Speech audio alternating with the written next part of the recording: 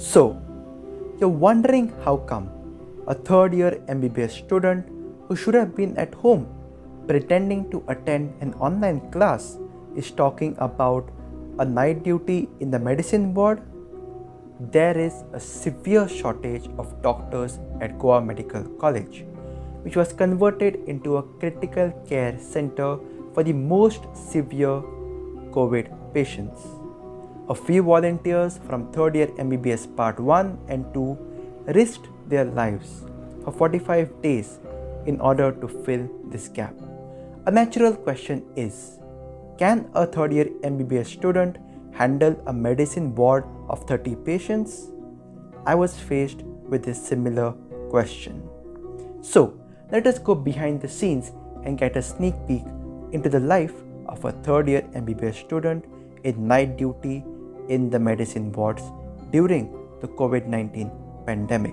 This one for sure is going to give you those goosebumps. Hello, a very quick update over here. The CCUs have been converted into COVID wards. So we have shifted all the CCU patients to the cardiology unit, to the cardiology ward, and only the most critical CCU patients have been shifted to the cardiology ward. Rest all of them, an overwhelming number of them, have been shifted in fact to the ophthalmology wards. So there's a huge massive shift over here as the cases are rising over here in Goa. They're making new wards for patients because you're having new inflow of patients in fact. And here in the cardiology ward, it is much better than the CCU, but of course the patients are also equally as critical. Right now we just saw a patient that had MI and then later on was thrombolized, and he's fine and stable right now. So hopefully he recovers, and that's about it. It's right now 10 o'clock in the night, and I think this work is done for the night, and so I'm mostly going to have sleep.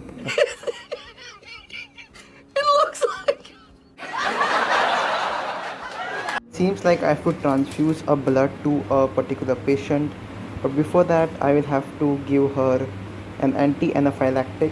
What we mostly give over here is pheniramine maleate. Go to try and take an ECG. It comes low battery. Someone had not switched on. So I have finished the ECGs. That took quite time, taking into account the ECG machine. Now it is around 12:15 and I'll be going to have a cup of coffee because I think it's going to be a big night because there are many more admissions. I'll see you on the bright side. This is the absolute peace and tranquility at night.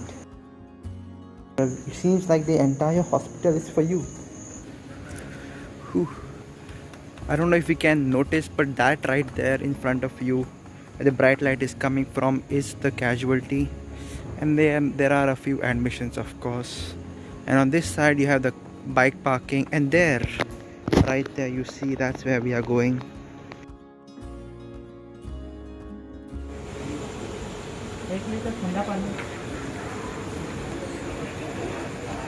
So I'm back after having a few snacks, and I'll be heading over to my ward. Right now I'll have 2 a.m. ECG. I have to monitor some BPs. I have to do my RBSL, not my RBSL, of course, the patient's RBSL, and a few more things, and then hopefully I can catch up on some sleep and wake up in time for the 6 a.m. RBSLs. So 6 a.m. BP, ECG, and 7 a.m. RBSLs.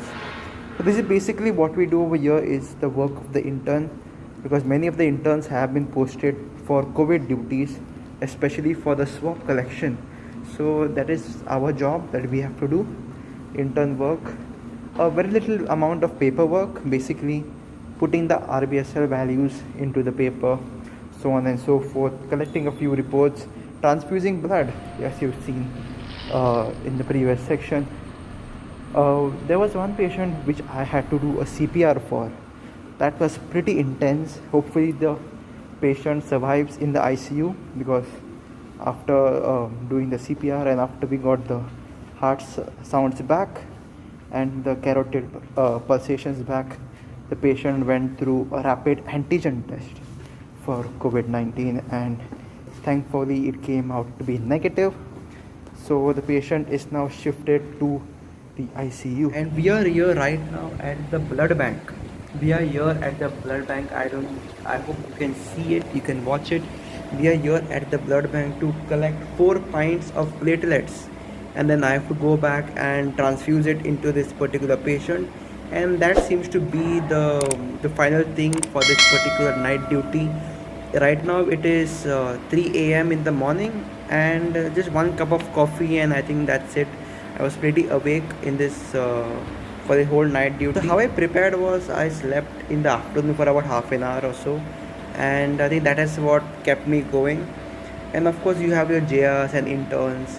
There was one emergency case, one person from the casualty who came to the CCU, and we really had to give him CPR and defibrillator, and I really tried to up his heart rate, get his heart started. So that was very successful and it was quite pleasing. Night duty has been pretty good, and a college which used to be chaotic now is completely peaceful. Completely peaceful. The canteen is like, you have all kinds of foods over there, some brilliant coffee, so on and so forth. सहलेंगे थोड़ा सा.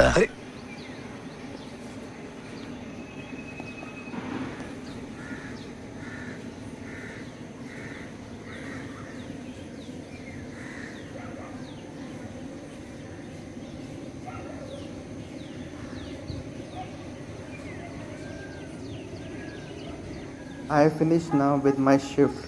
It is exactly 8:15. Just before coming, I had to do a little bit of FFP, that is basically transfuse the free frozen plasma, and it took lesser time than expected. So I'm out, and now I'll mostly be going, having breakfast, and heading to sleep. So I'll see you on the bright side, that is maybe in the afternoon.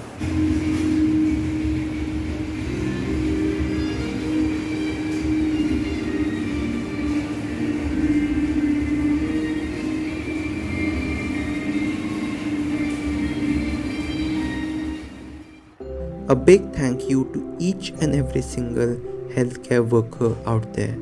We can finally truly empathize with each and every single one of you. The kind of stress that you go through, the amount of days you go without seeing your family because you're here serving for the nation.